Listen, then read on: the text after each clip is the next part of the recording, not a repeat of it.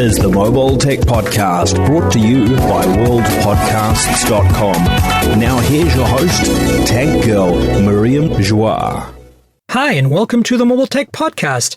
I'm your host, Miriam Joire, and today is Thursday, May 3rd, 2018. Wow, May 3rd already. And my guest is no other than Nirave of Android Authority, Nirave Gondhia. You are right. Yes. So, I mean, after this many years, I would expect so. Well, I'd like to, but I just, I don't think I never pronounce your last name. It just doesn't come up, in conversation. I just say Nirave. Everybody knows who I'm talking about, right? I mean, there is only one. There's only one. Bad. So, I want to talk about the G7 today. It was just announced yesterday, Wednesday, and I want to talk about this crazy T-Mobile Sprint merger news, maybe a little bit about the Facebook conference that's been going on, F8.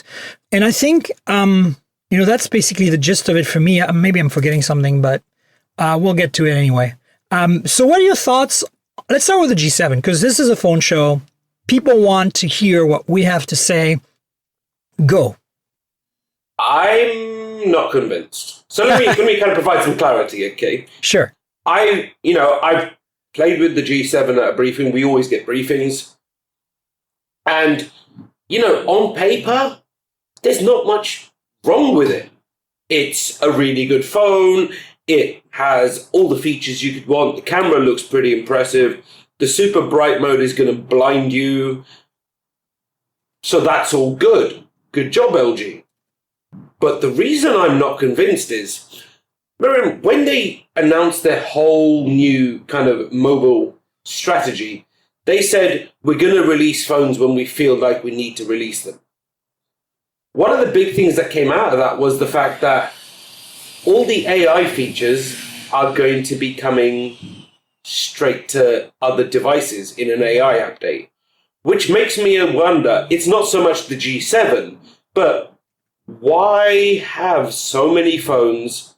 They've almost taken a Sony approach. They're like, oh, we could release an update and that would fix it. No, we're just going to basically release a new phone and more phones and more phones. We could easily see 4 to 6 flagships. That said, the other thing that really is about the G7 for me is it's, like I said, it's a really good phone. Obviously we'll wait for the full reviews. But it's boring. I've reached that point after, I think, the best part of 10 to 12 years, that it takes a lot to be exciting. You know what I mean by that, right? Oh, yeah. No, look, I agree with you. I think it's, I wouldn't say, look, I'm torn. What I don't understand, I think I want to go back to what you said, is like they made a big brouhaha how they were kind of regrouping and redeciding, reevaluating where they were going to take the next generation phones, right? And then they give us this, which is basically pretty much what we expected, right? Yeah. So it kind of makes me wonder, like, what were they going to do originally? Because what's the difference? Here's my take on it. Because I was sitting in a briefing thinking, okay. And then I was like, meh. I mean, it's a nice phone to play with. And I'm sure in Raspberry Rose, it's an amazing phone because the color looks... Of course, that looks pretty hot. The color looks pretty hot. But I would simply say it's kind of, it's... I don't know what they were originally planning. And the worst part of it is, why even bother? I know the G6 needed to be replaced. There's no denying that. But surely they could have done something a little different. Like, I'm going to go on to something we may talk about later, which is a P20 Pro. Uh-huh. You know why I love the P20 Pro? Do tell. It has a great camera, for sure. Yes. But it's different. It's different. Yeah. It's so different to anything else out there, from the color to all of that. And I've used an S9 and just went, meh. I'm not the average. Obviously, none of us are the average consumer. But what we do have is the fact that, it's not hard to stand out, actually. If Right. with all the phones being samey, it's not hard to stand out. So how did LG not really manage to?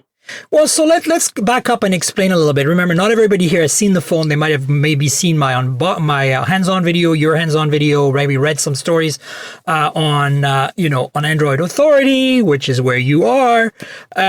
But they might not know exactly what. Like, so first of all, it's very evolution. It's like the Galaxy S9 versus the S8 in many ways. I just feel like it's evolutionary, and that's, I'm kind of wondering if they could have done really anything else. I mean, what do you propose they could have done? I mean, Huawei has way deeper pockets than LG at this point in their mobile division.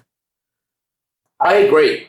I do agree. And, I've been meaning to say this for a long time. I would have just not bothered. But you can't do that. You have to continue making phones, right? No, I would continue making phones, but with the big hoo-ha, this was the perfect opportunity for them to go, how do we make this a very different experience? And the best way to do that would be to actually regroup. I know that they had the G7 in works. Like, if you think about the ThinQ branding and some of the stuff they told us during the briefing about the timing on, say, the V30 and things like that, they definitely had the G7 in the works. The biggest problem is it doesn't seem like they actually decided to scrap the G7 like they said they were going to do. They were like, oh, maybe we could just add some AI stuff, which is, the AI stuff is good. Is it going to sell a phone? Yeah. I mean, look, my issues with the G7. So let's go over what it is. It is just basically what you'd expect in 2018 from a flagship. Snapdragon 845, display with a notch, good, interesting AI-driven dual camera system, and a glass sandwich, right?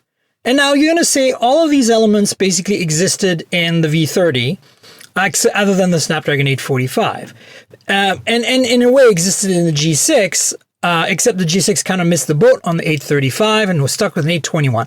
So to me, it ticks all the boxes, and it adds a few little goodies, like the headphone jack remains with the ESS audio hi-fi quad DAC, which is a kind of an awesome thing, which, as you know, we did not get that on the G6 in the US last year. We only got on the V30, whereas some SKUs of the G6 got it in I think in Korea.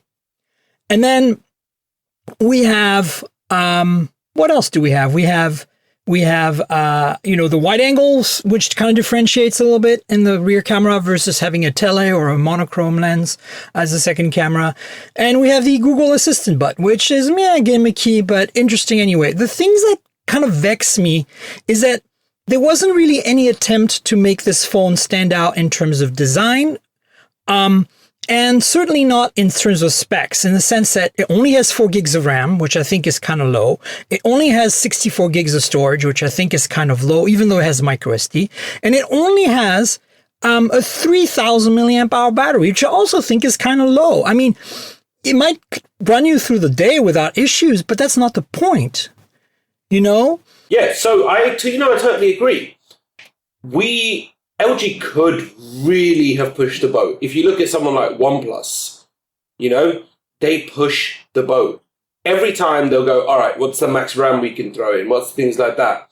The problem is LG doesn't seem to they haven't quite figured out what the best way for them to actually be successful is. And I was having this conversation the other day, I'd like to see them go to one phone a year. Just a V series. With the very best that they can offer once a year. So if you want the headphone jack and you want, the quad DAC and you want all of these goodies and the manual video controls and all of that, one phone a year. What that's going to mean is it's going to allow them to focus all of their resources on improving the AI, on making sure that releasing multiple updates for the AI package, making sure it's got everything. And I don't think the current approach is going to work. Like, I can ask you, Miriam, how much of this phone stands out? Well, so, okay, the display is very unique. And I think that we, it doesn't stand out in the end because there's so many good OLED panels out there, like the P20s and of course the Galaxies. And of course, to me, it's just like, it just kind of looks like a half, like a mixture of the design of the G6 and the design of V30. It kind of seems like a half-baked, non-attempt at design. I mean, it's got all the bits and pieces. It looks okay. It's got a glass sandwich design, which I like, all that good stuff. But yeah, the reality is, I'm not sure if they've really put much effort into this. And after this big regrouping they did, and so I feel like we were expecting that they were kind of waiting to launch this thing to kind of do something a bit unique, and it's just an evolutionary product and pretty much what we expected. And you can feel that there's no love going into it, Yeah. So to me, that's the gripe I have. It's like the display is technically different and unique, right? Because it means that we have an IPS panel that looks a lot like an OLED panel, and from what I saw. Now, it could get really bright. I think that's kind of a gimmick. It's nice in direct sunlight, but it only lasts for 3 minutes anyway, because then it has to bump it down because of temperature and battery use. But it is a gorgeous Quad HD display with a notch. And here's the thing. There's not many phones with a Quad HD display and a notch, right?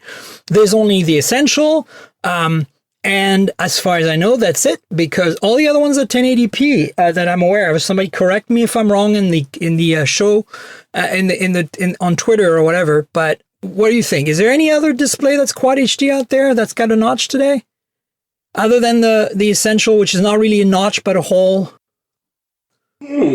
Yeah. See. So anyway, so the point is, and it's IPS or LCD or whatever you want to call it, and it's very bright, and the colors are really nice. What's unique is that it has, RGB and white pixels. So it's got 4 pixels, 4 colors per pixel, which means it can get brighter because it's got an extra white pixel. All this is technically extremely impressive, and LG is a kind of a, pretty amazing display manufacturer.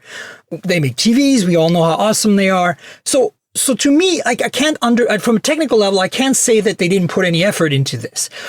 But the end result is we got to basically, it doesn't feel like a big deal, right? It's just like, okay, you got a nice display. You expect a nice display on a flagship. The Galaxy S9 has the nicest display, and, the P20 Pro is a pretty damn great OLED display as well. So, where do you go from here? So that's kind of my gripe right now.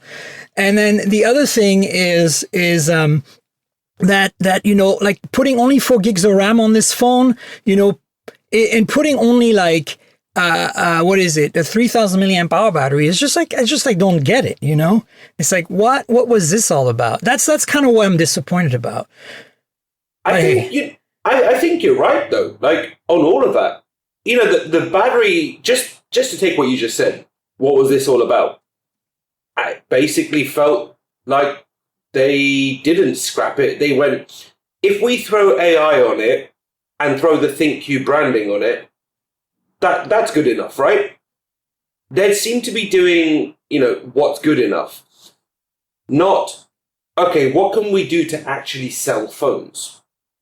Yeah. And I think that's a crucial part. It's like, why even bother? Like, that's the whole thing I could think about with the G7. And I don't want to say, not LG, because we definitely need more competition. And the V30 was a great phone for me. It was, paper. I mean, I really love it. It's one of my favorite, and I recommend it. I mean, I did recommend it a couple of times. Yeah. Yeah. The G7, why would you buy that on a shelf? We know that LG doesn't have the marketing budget of others. It doesn't have, the carrier support that someone like Samsung does.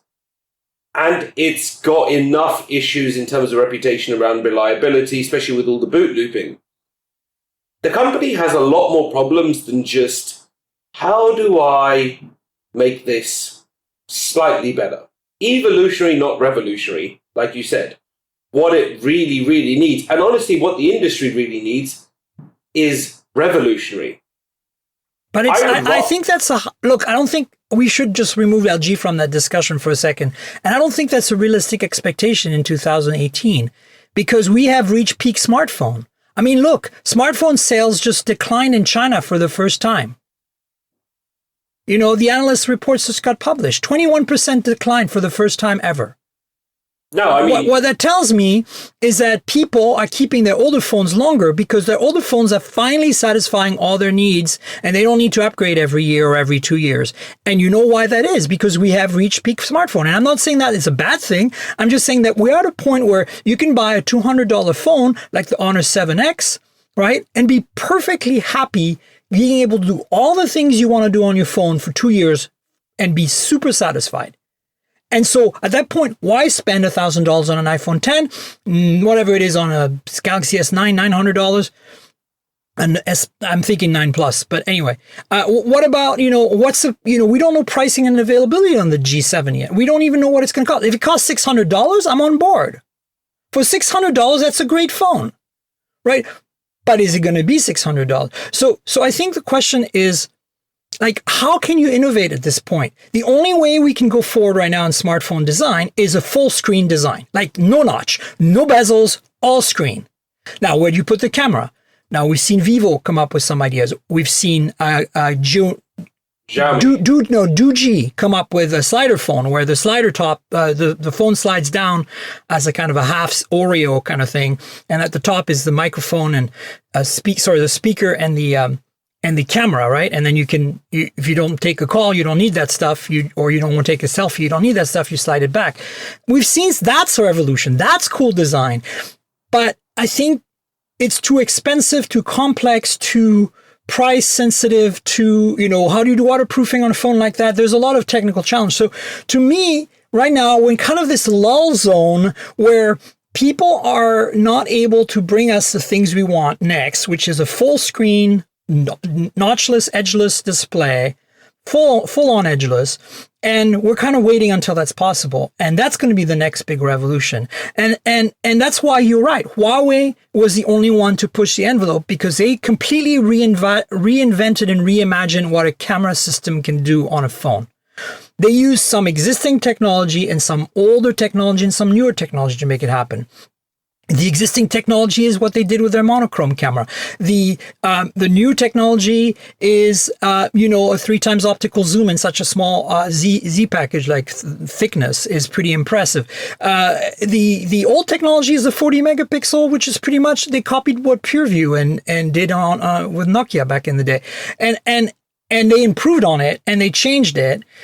And to me, that's why you and I feel like the P20 Pro is kind of an interesting phone. But there's very little room, I think, to evolve right now. And unless you have Huawei or Samsung or Apple's budgets in R&D, I don't think you're going to get there. LG technically has those budgets because they're a huge Korean company that makes more than phones.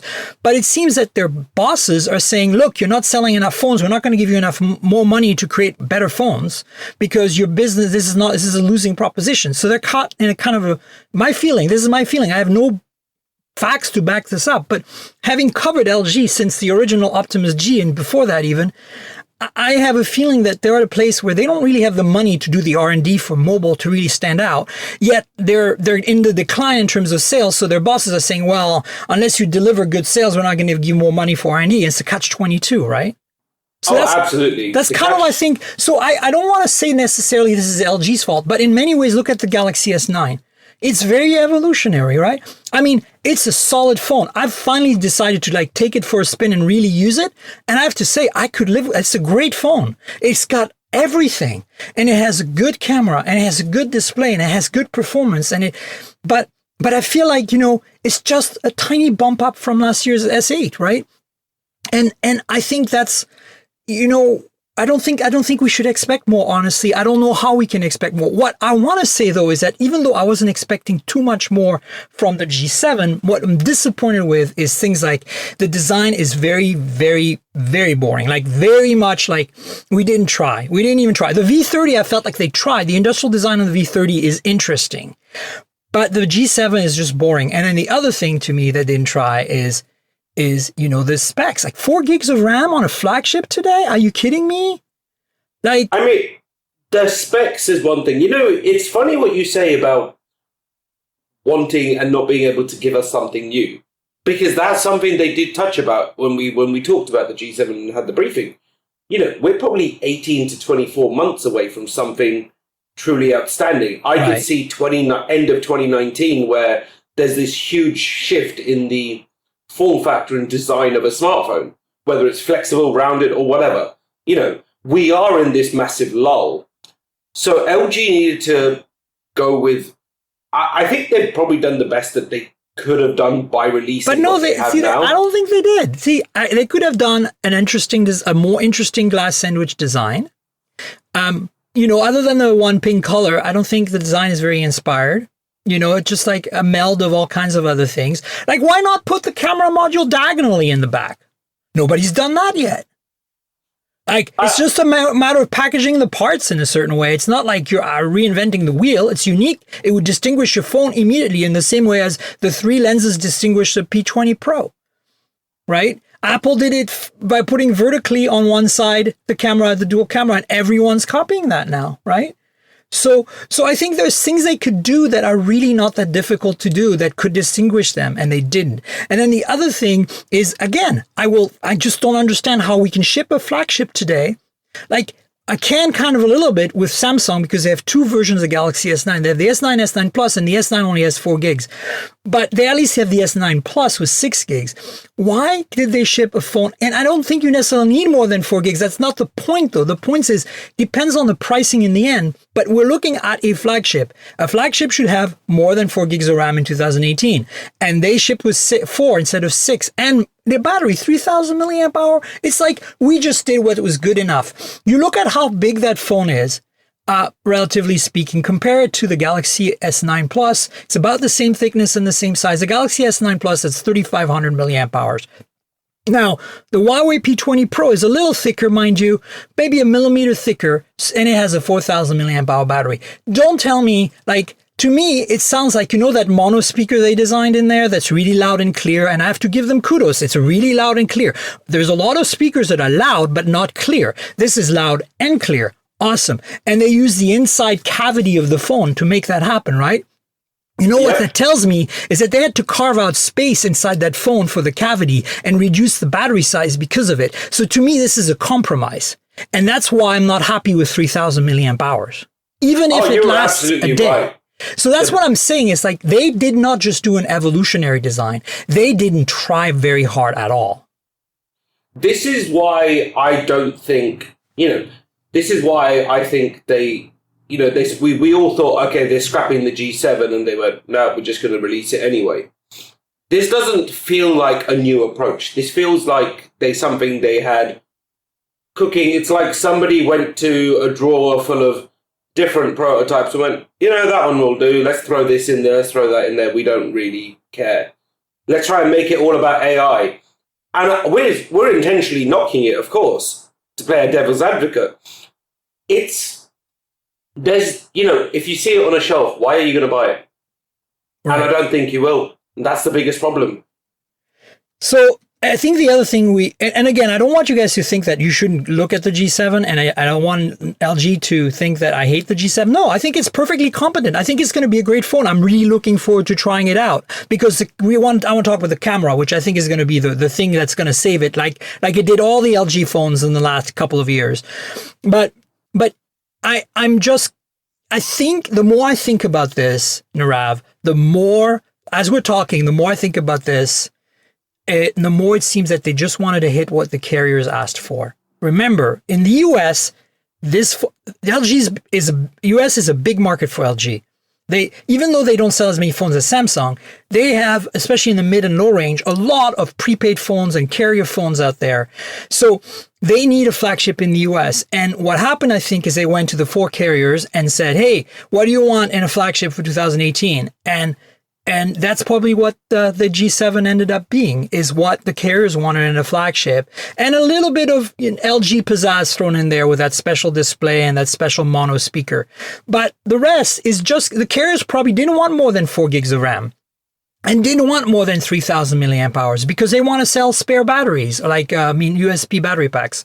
And because they are looking at the cost, right? They want to subsidize these handsets and they want to make some profits on that subsidy. So you're very, very right there. I think we need to wait until we find out what pricing is. If this phone is $600, $650, which remember, the G6 ended up being in that price range, right? That's cheap today for a flagship. They said that it will come in around the G6 pricing. Well, then honestly, for $650, that's a freaking great phone. Think about what you're getting for $650.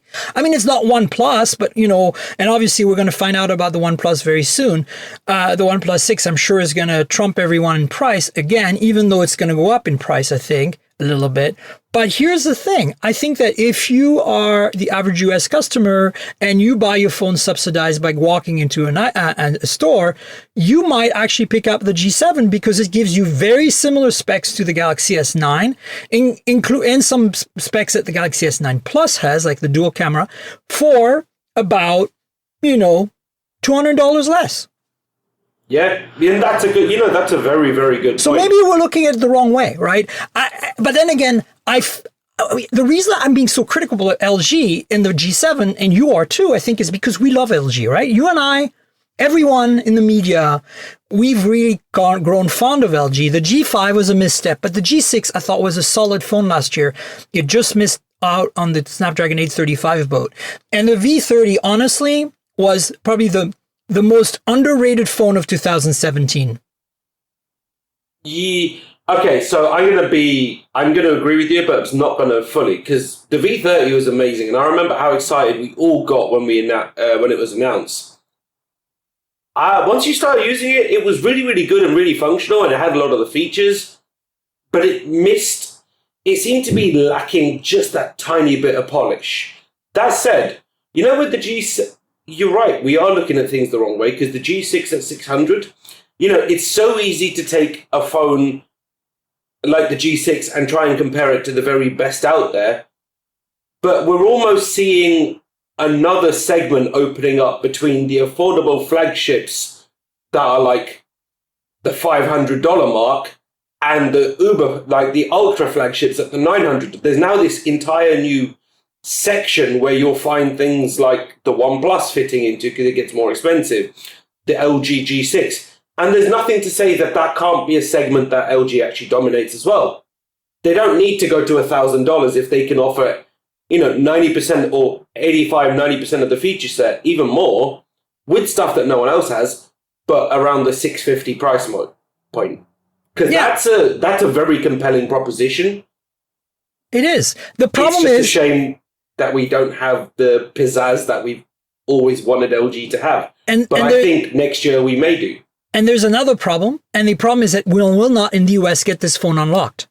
So, $650 sounds, or $600 sounds nice on paper, but when you probably will be able to buy a OnePlus 6 around that same price, $550, $600, whatever it's going to be, I don't know. You're going to buy the OnePlus because it's unlocked and it's got plain Android. See what I'm saying? I think that's there's no carrier branding. That's the big problem with LG is they continue playing the carrier game. You've got to stop LG. Even Samsung sells their phones unlocked in the US. I don't think carriers will let LG. I think carriers have LG by the scruff of the neck. That's a better way to put it than I was going to. I was trying to be polite. Look, I mean, I think that's the problem I'm having with this is that is like LG's got to grow some balls, okay? Like everyone is selling their phones unlocked. Just sell your freaking phone unlocked. You're going to sell 10 of them. It doesn't matter. But at least you're doing lip service to the people who care about you like us. And the people who listen to this podcast and the people who read Android Authority. Right? I agree. Now, I want to say one thing about the G6, though. I like the dedicated AI key. Like, would I ever use it? Occasionally. It's a I nice can see option. value to it. Yeah. What is super interesting about it is they've taken, think about not us, because things like the squeeze feature on the Pixel is just incredible. I hate the squeeze feature. It's useless. I squeeze it all the time when I don't want to squeeze it. And when I actually want Google Assistant, I end up saying, okay, Google anyway. I'd much rather have a button. Exactly. But same with the average Joe. Like my dad would not use a squeeze feature. He'd be like, what the hell is this? But Exactly. if I tell him, here's a button that activates Assistant, that's going to get people interested because that brings in the whole AI thing. Totally. So there's a lot about the G7 that's good. I will just say to sum it up, I really hope that next year we don't have 7 phones because we've had 2 LG flagships in 3 months. I know. The V30 plus whatever ThinQ, whatever that did not count. Okay, the V30S, I guess, in all its variants, and I'm not going to use it. I think ThinQ branding is really fucked. Okay, I will not use it. I am sorry. Okay, so forget that. It'll be the LG V. You know what they should have called it? The LG G7 AI. It shouldn't just be LG G7. You don't even need that stuff. They went with it to try and signify it's got an AI approach. They need to take the Huawei approach. Just call it a G7 and let the AI stand out. But will they? Well, the problem is, I don't. This is the thing. That's why I don't like. I love how Marques Brownlee in his video hands-on of the G7 just said, for now, it's called the ThinQ, but I'm not going to say that. I'm just going to call it the LG G7. And I agree the same way. Look, we haven't even mentioned ThinQ until just now. It's a really stupid branding that LG launched at CES, that all their devices that have an AI of some sort are going to be called ThinQ. Like, seriously, like, it's so LG. It's like you've had a decade to learn not to do this kind of stuff, LG. Like, please, like, try, okay? It's like, no. It's like lost in translation. It doesn't work here. I think we need to give them a little bit of a, let's say, credit, if you will. Okay, credit's not a good word, but I think we need to cut them a little bit of slack going, obviously they have a lot of issues. Obviously they're trying to work them out, or so they say. What I think we probably need to do is wait, because let's the G7, I remember conversations having at MWC and even at CES. The G7's been in the works for over a year. And, we know both, Miriam, you and I both know how long it takes to test these phones. Anything from, say, 6 to 9 months is one part, and the whole R&D experience is like 18 months, Right, yeah. From start to finish. When a new guy comes in at the beginning of the year and goes, I'm sorry, but we need to change this, they've sunk a lot of money into this already just to come up with the phone. It may not seem like it because there's very little difference, but they've invested many, many months of work. So the G7 to me somewhat feels like, if I kind of take that thought, it feels like the halfway house between this, what it could have been, like what it was going to be, and a phone that's dedicated to AI. And they've made subtle tweaks. And they probably made the only tweaks they actually could, I would say before, I think I'd love to revisit this 6 months from now. Yeah. When the new V30 out, or next year, and see whether they've actually learned anything. Look, because that's the interesting point. As I said, I am going to enjoy the G7 when I get my review unit. I'm going to, I don't want you to think I hate LG and I hate the G7 explicitly. I just have a lot of questions and a lot of concerns. And the immediate feel is, as much as I like this phone because I like LG and I like the G series, it's like, where's the meat? And I wasn't expecting Huawei levels of camera insanity. Like, I was just expecting more of this evolution that Samsung has shown us, where they emphasize their strengths and try to fix some of their weaknesses. And in the surface, it's very evolutionary, but once you start using it, it becomes like, okay, this is, genuinely an improvement. Probably not an improvement enough to upgrade from a GS8, but hey, and I think that this is the missing part right now. We both haven't had a chance to put that G7 in our pocket for a week, and we might we might change our minds. I want to talk about the camera a little bit, simply because I want to move on to other topics, but we haven't really talked about the camera. A lot of people know that LG's thing has always been to put a wide angle and a regular lens instead of like a tele and a regular, or a mono and a regular. And they've continued that here. But what's interesting is they're using the same 16 megapixel sensor that was in the main shooter of the G6. The main shooter, the V30. And they're putting that on both in the back. Whereas in the back, the wide angles always had like a 13 or an 8 megapixel, some sort of reduced megapixel, like inferior sensor. So now they have identical sensors. They still have f/1.6 and OIS on the main lens, f/1.9 on the secondary wide angle, no OIS. And they have a slightly narrower field of view, 107 instead of 120 degrees, which, makes it less wide angle, but less distortion. And they're, I could tell like their whatever the lens system they're using is certainly more accurate than before. So the end result is going to be higher quality wide angle photos from the G7 than any previous wide angle LG phones. And they finally have added a synthetic portrait mode, which everybody needs to have these days, and both on the front and the back. And of course, on the back, they're leveraging the two cameras to do that. That's, to me, kind of cool, right? The rest of it is pretty much what we saw on the V30s, right? The AI features are just like with the P20 Pro. I turn it off because I find that it emphasizes things in pictures I don't want it to emphasize. It often makes mistakes determining what to emphasize. I get what they're trying to do. I feel it needs more refinement and work to get there. That's my takeaway for the cameras. I agree. I like the fact that they are trying, the keeping the wide angle means that they have something that's different. And I tried it out, and you know what? The portrait mode, it's not bad. It's not bad at all. I know. It's difficult to say with that. It's also actually showing you don't need telephoto to do portrait. Of course you don't. You just need two cameras to do portrait. That's it. And you don't actually even need two cameras. With good AI, you can do it with a single camera, like the front-facing pixel camera, or the front-facing anybody's camera. I mean, camera. Every front-facing camera right now that has an AI portrait mode can, does a better or worse job, but does some job. Like the iPhone obviously uses depth perception, doesn't count. But the Pixel 2 is definitely the prime example of how to do it right with a front-facing camera. The P20 does an okay job with a single camera. I think the G7 will be fine too. Yep, I agree entirely. Again, this AI stuff, the portrait mode AI has been refined for multiple generations now. We're probably on the third generation of that algorithm, and you can see it's paying off, right? Because the machine learning needs data to learn, and it's been learning from all the selfies we've been taking and from all the data that, Google collects in Google Photos and uses to determine what a good portrait looks like and all that good stuff.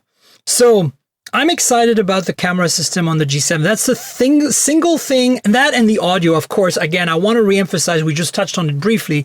I don't care about the mono speaker being loud and clear. That's a nice little perk. But I'm more excited about this. Still is a headphone jack, and it absolutely has the quad DAC ESS crazy chip for audio files. And for me, this is a huge deal. The V30 is definitely the phone that I take with me when I want to listen to music on the go, or even not on the go, because it's so good. So last year we got cheated. We didn't get that in the US on the G6. We got it on the V30. But this year, this is the first G series in the US that officially has the quad DAC and the ESS chip. Kudos to LG to probably stand up to the carriers to keep that feature, right? Yep, I agree. So there you go. Let's stretch our fingers a little bit here, Nirav, because the next topic is... oh my goodness. So if you guys, unless you were under a rock in the last few days since this weekend when it was announced that T-Mobile and Sprint, after courting each other and multiple attempts that kind of failed, finally decided that they're going to merge and that they're going to hook up, and that basically it's just T-Mobile assimilating Sprint in many ways, because it's going to be called the new T-Mobile. John Ledger is going to remain CEO, et cetera, et cetera. So what does it mean? like, is it good? Is it bad? Of course, the verdict is still out. My first gut reaction as a T-Mobile customer and a long-time T-Mobile user that really has a fondness for the company was, oh my God, they're making changes. Oh my God, freak out, freak out. But then I think about it, and this is a consolidation to be able to compete with AT&T and Verizon better, and it's a consolidation to be able to be much, much more on the forefront of what 5G will be able to offer when 5G rolls out. And you have to understand that the spectrum that Sprint has, combined with the spectrum that T-Mobile has, is like the perfect match in terms of, high gigahertz, low gigahertz, like megahertz spectrum, and of course millimeter wave, which is higher than 6 gigahertz, spectrum, and it means that if they do this right, this new T-Mobile is going to be set to be a major player in 5G, and not just for mobile 5G, but also for delivering broadband 5G to your home, which means that we might be using T-Mobile as a home internet service in the future as a dedicated technology. To me, a lot of this is very exciting, and I'm hoping this is not some kind of big brouhaha where, ultimately John Ledger is going to be like, I'm going to exit and make a lot of money and let you deal with this, because he's been running the show for a while. I really have the feeling he's genuinely invested in making T-Mobile better, and that this Sprint acquisition is going to make that possible. Your thoughts? I agree. Now, this was interesting news for me, and obviously for any listeners who don't know, I'm from the UK, so I don't have, say, the long history of T-Mobile experience and things like that. What I'll say is, firstly, I really, really, really hope that T-Mobile still becomes the Un-carrier. Because right now, the premise of their growth is the fact that they're trying to be different. When T-Mobile becomes, if this merger goes through, and obviously it requires the regulators, which is a key part, but if it goes all the way through and it successfully completes, this is where it's going to be interesting to see whether they continue to try and still be different now that they're significantly bigger, or whether they turn into another carrier. T-Mobile, I have a feeling John Legere, I don't think that's Ledger. it. Ledger. John Ledger. I always get that wrong. I feel like John Ledger is potentially going to keep it the way it is now, but that's only going to be for so long. T-Mobile and Sprint merging is huge news, but I do think it's huge news industry-wise. I don't think it's a good thing for consumers. Yes, their combined spectrum is going to be fantastic, but they didn't need to fully merge the companies. And the reason I say this is I think back to when T-Mobile and Orange merged in the UK. Both were in the top 4. This, actually, then we had 5. We had 5 major carriers. Both of them were in the top. Combined, they became the biggest, much bigger, the biggest carrier in the UK. But prices went up. A bunch of people lost jobs because they had loads of stores next to each other. There was, even putting their systems together. I can think back to 4G example. And the combined company, they need to first do what that company didn't, which is just go, instead of trying to set up a whole new company, just merge everything into one. Don't try and have a third or a fourth brand and do all of that, because it's going to be very confusing. And the main thing that was there was when they combined all their customer service resources, when they combined all their billing systems. I, for example, couldn't access. I'll give you a very simple example of what happened. I could not activate a new SIM card for 3 weeks. Wow. That has to be fixed. That has to be something that, we talk about all this big stuff about mergers, but for the consumer, they need to be able to make sure they can walk in at any time, still get served, no matter which one of the 2 stores they go into, and not have to go to the other one. Oh, no, go to the other one. Oh, you're in some random system we can't access. Call this number, call that number. There's going to be those problems. With that said, I've heard, Sprint has a reputation, is the most politically correct way of putting that. It has a reputation. Uh-huh. One of my best friends I found out over the weekend is on Sprint. And guess what? We were in Big Sur doing the whole marathon, and The only person who had reception was him on Sprint.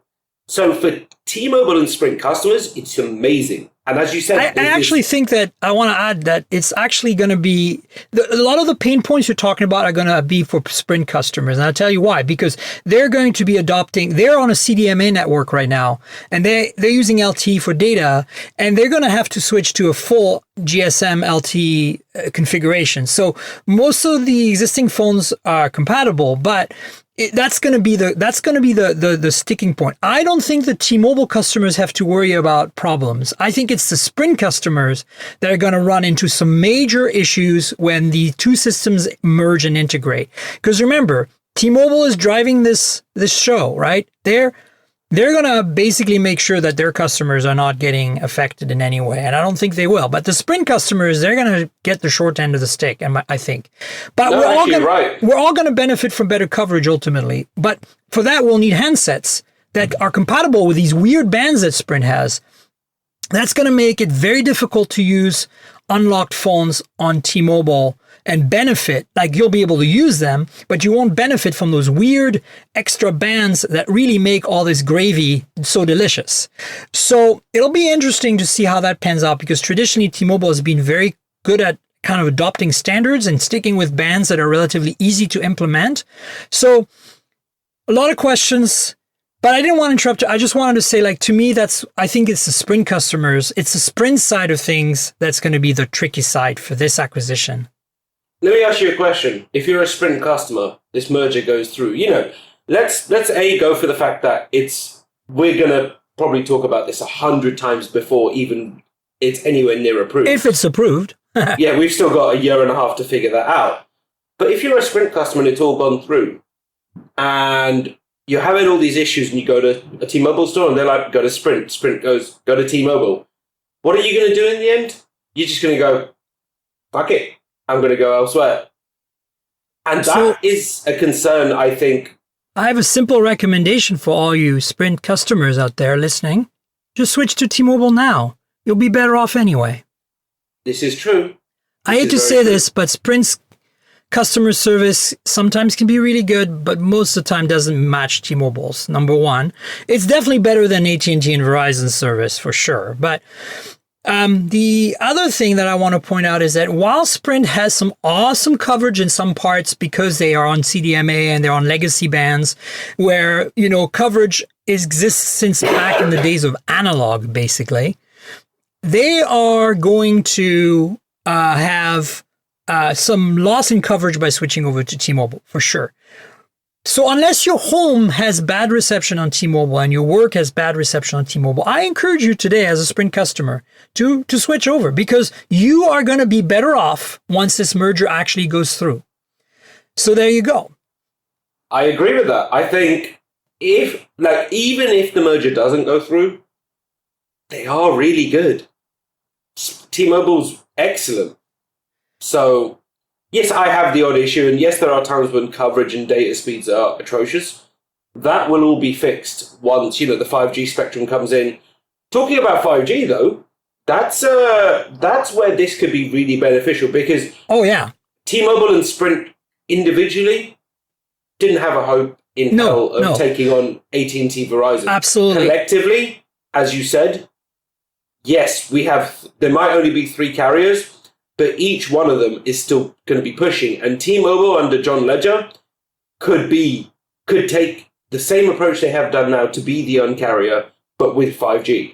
Absolutely. I think that the 5G strategy is on point, makes perfect sense. Is actually probably the main reason for them to merge. I'm a little concerned about losing competition by losing one of the carriers, going down from 4 to 3. It's a little scary because competition is really what drives things.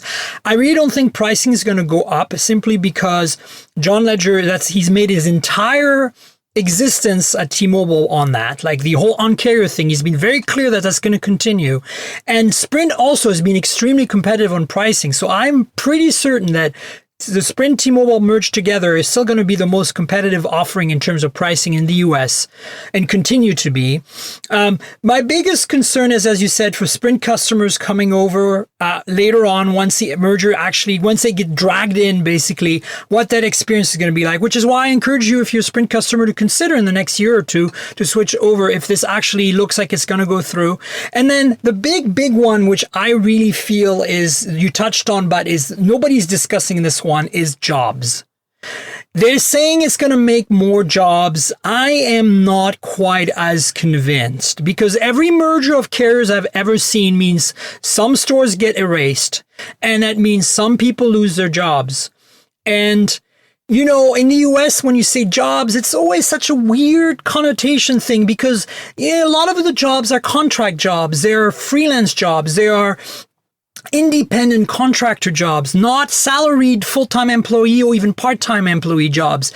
So what do you define as jobs? I think maybe they will increase the number of full-time and part-time employees through this merger, because they need to roll out a whole new cell infrastructure in 5G, right? But what's it going to mean to the people who are contractors and you know, are not salaried, that work at stores when their store closes? You know, they're going to get the boot. Yep, that's it. It's very, you know, you've touched on something which is important. It's so easy to go, oh, it made 10,000 jobs or whatever.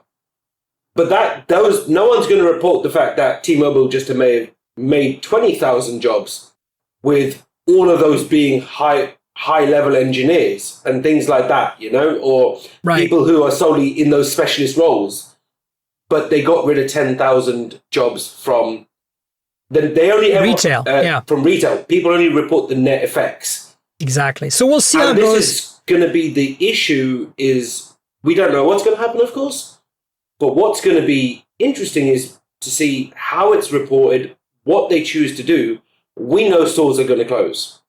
And with retail proving to be difficult for most people anyway, like for not all carriers and stuff like that, a lot of those people aren't exactly super well off. I spent nearly 10 years in retail. I know how it feels to be in stores that are shut down. It can take a long time to find a new job. So while it's going to be for specialists, it's fine. It's going to be the people, you know, the low-income families that are probably hit the hardest. Yeah. So I think there's definitely a lot of questions. Now, it's very early on. I just want to kind of give you my first impressions, and I want to walk through the fact that I initially was like, no way, this is not good, because I'm a huge T-Mobile fan at all. And, you know, the reflex is to not want change. But then I thought about it, and from a 5G spectrum and growth perspective, this is strategically very smart. And the way it's set up, where T-Mobile runs the show, is also very smart. I immediately can say that I'm worried about the Sprint customer quality, service quality when the switch, however, happens, because of the technologies being so radically different. And I have a lot of questions around jobs. I'm not too concerned about prices going up. So that's my initial take after a few days, reading, opinion pieces, thinking about it based on my experience covering mobile for 15 years. But if you are a Sprint customer today and you want to stay on the bleeding edge of technology, you're like on one of the early adopters, and perhaps you have been holding back because you have a great Sprint family plan or something like that. And I don't blame you for that. I would say, start thinking of a strategy to migrate your whole family to T-Mobile, because the pricing is just going to be as awesome. And you're assuming the coverage is manageable for you where you spend most of your time, I think it's a good idea to get started on that before you're stuck with, a phone that doesn't work properly on the new bands, and you can't get the customer's care you need because you're kind of like the runt of the litter, as it were. So that's my advice to you. You can't fight these forces. It's going to happen whether you like it or not. You can bury your head in the sand, or you can, just kind of plan ahead. That's the best way to put it. Yeah. It's going to happen one way or another. There's too many people who are too powerful and too invested in making this happen. So it's only a matter of time. And we have an FCC right now that's very pro-merger, contrary to the previous FCC. So we'll see what happens. But then again, the AT&T T-Mobile merger was stopped, and that was a bad merger. It wasn't going to be good. So I'm glad that it got stopped. But I'm just saying, like, we just don't know. So I would say, don't go to T-Mobile tomorrow and port your lines over. I mean, if you do, great. But I'd say, like, at least wait a little bit. And once it becomes really obvious it's going to happen, I would say just do it before you have to. Just cover yourself, because it'll just be a lot easier for you in the long run. Well, exactly. If you're a Sprint customer. So there we go. That's a good topic. I want to quickly touch on, before we wrap up, Nirav, on our both mutual love for the P20 Pro. I'm bringing it up because last week's podcast was all about the P20 Pro and photography in particular. I had Steve Litchfield on, as you know, from All About Windows Phone and Android and Me, and who is kind of one of the camera gurus in the mobile space. And he wrote an article comparing the P20 Pro with the legendary Lumia 1020 with its 41 megapixel optically stabilized camera system from 2013. And he said, I mean, of course, the P20 Pro is a modern phone that's fast and has like all these extra lenses for telephoto and all that great stuff. But in the end, if you compare the 40 megapixel sensors and what they can output, there's a lot of things that the Lumia still beats the P20 Pro on. And, so he was very critical of the P20 Pro's imaging. And I think I agree with some of what he said. I think that there's over-processing happening on the P20 Pro and the current camera firmware. Too much sharpening, too much noise reduction that really needs to be dialed down. And I hear rumors that not this next update, but the one after, a lot of these issues are going to be taken care of. But I also want to bring this conversation back with you simply because, well, you're a big fan, but also there's another article that was published, I will put in the show notes, that basically kind of made a similar comparison to Steve's, but came with a different set of results. So it's good to have multiple kind of viewpoints on this comparison between the P20 Pro and the 1020, the Lumia. And so I will put it in the show notes, and that's why I'm bringing up the P20 Pro. And of course, now, Nirav, please tell us all the things you love about the P20 Pro, and maybe the things you do not like about the P20 Pro. Sure, and the thing is, let me touch on this article quickly because Rob did this. Yeah, it's an Android Authority article. I was planning to be the one who did this because since before this was even announced, I've known for months this was coming, and let me clarify, I was super excited. I was in New York when they announced the 1020, and it was a phone that, made me super excited, super happy. Touching on what I said way earlier when we were talking about the G7, the P20 Pro was exciting because it was different. It was nice to see a spiritual successor to the 1020. I will say I love Mr. Litchfield. He's amazing, but he wears Nokia rose-tinted glasses. A little bit.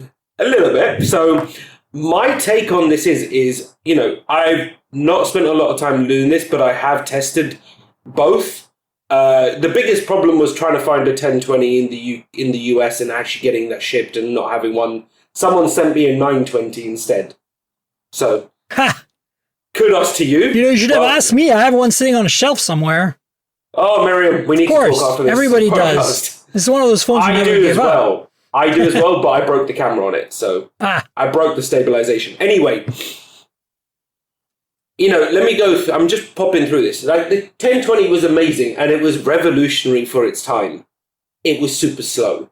Obviously, the P20 Pro is a lot faster, and it combines AI. It's really good like that.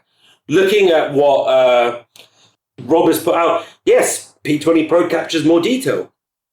And the main thing about it is, it's using modern technologies.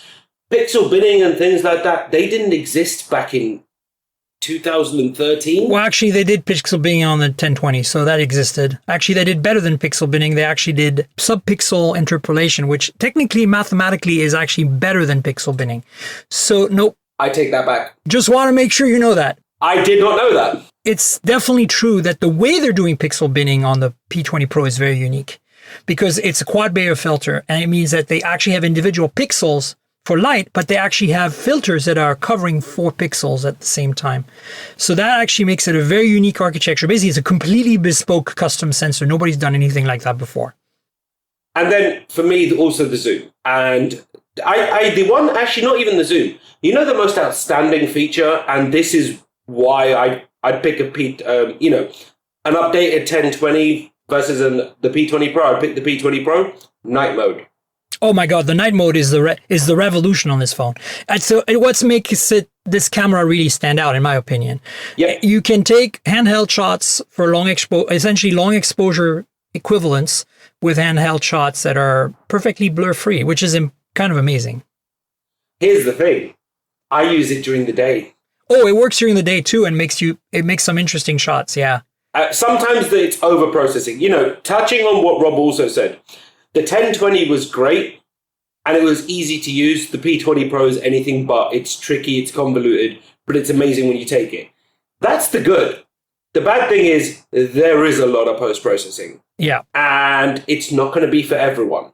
But I think back to my P20 Pro review that I did with Chris Carlin.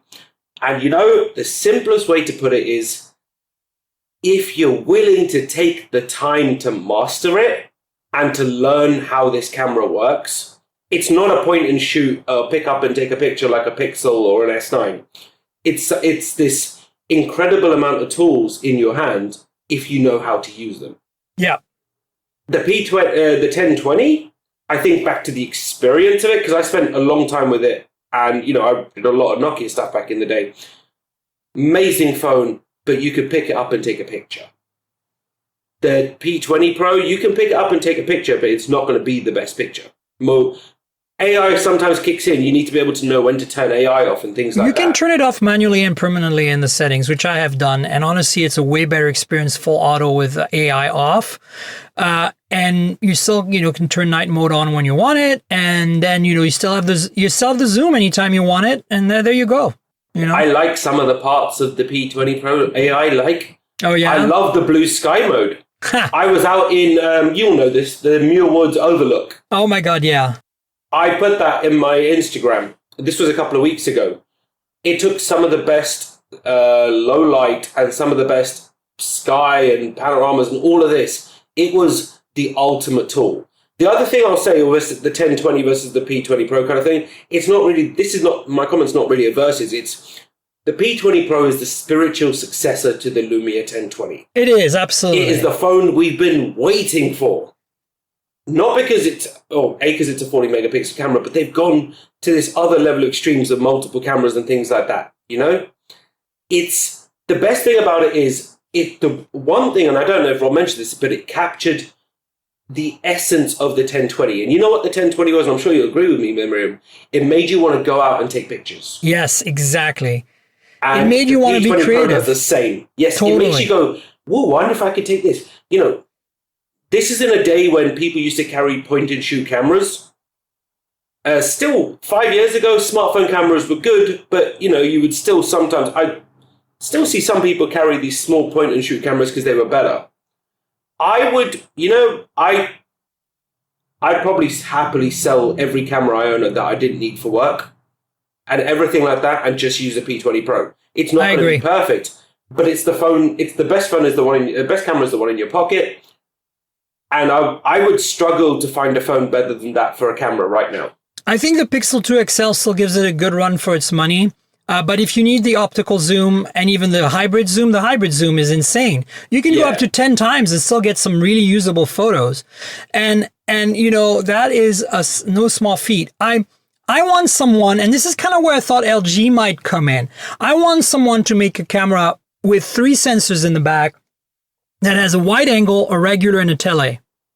That would be amazing. That's all I want. And nobody's done that yet. So if anybody's listening out there, this is something you should think about. Yeah. I mean, look, the P20 Pro is definitely the most innovative phone of 2018 so far. In many ways, it's very evolutionary. The notch is just very much a Me Too feature, etc. But I think that this camera subsystem is going to be remembered unless they can one-up it next time, or unless Google gives us something really special with the Pixel 3, which I think they might, because it's one more year of AI, and AI is based on data sets, and Google has the best data sets. So we'll see what happens. But I'm excited, and speaking of Google I/O is next week. I will be there. I don't know if you're going to be there, Nirav. I'm not this year, no. But I'm looking forward to finding out what's going on next week, and I will try to have a podcast live from the show with a bunch of folks. Nirav, we should wrap it up. I appreciate your feedback and thoughts on the G7, the T-Mobile Sprint merger, and the P20 Pro. And I want you to pimp yourself and your outlet. Where can people find you online? So I'm at Nirav on Twitter, on Facebook, at NiravG on Instagram. I work over on AndroidAuthority.com with an amazing team. We've got so many cool things planned for the next few months. Come check it out. And yeah, I'd love to hear from any of the listeners. Hit me up on Twitter of what you thought about the comments. If you disagree with what I said, please, let's go have a chat about it. Awesome. So Nirav, one more question. I want now to talk about our sponsor. And my question to you is, do you listen to audiobooks? I do. What is your provider? I mean, there's only one question of there which you my go. provider is. It's Audible. And yes! I am now at 15 or 20. I will say that even with the credits, I still buy about 4 books a month. There you go, folks. You've heard it here first. Audible.com is our sponsor for the Mobile Tech Podcast. Please go in the show notes and click on the link there. You will support the podcast, and it will let you subscribe to Audible. You don't get a special discount, but you are supporting the podcast. It is helping us make this podcast a weekly affair. So again, go to the show notes and check out the link. And join Audible if you can. The link is actually audibletrial.com/mobiletech. That's audibletrial.com/mobiletech.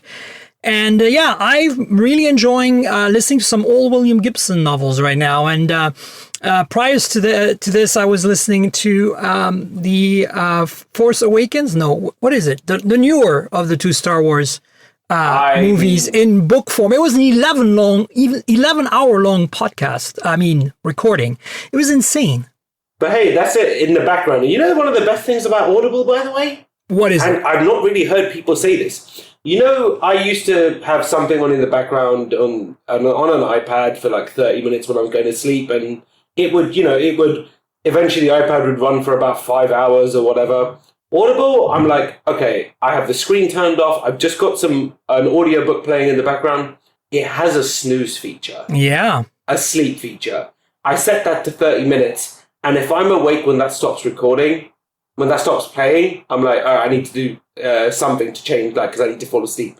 9 times out of 10, I've fallen asleep in that part. There you go. You heard it here first. Audible.com, our sponsor, puts you to sleep in 30 minutes or less.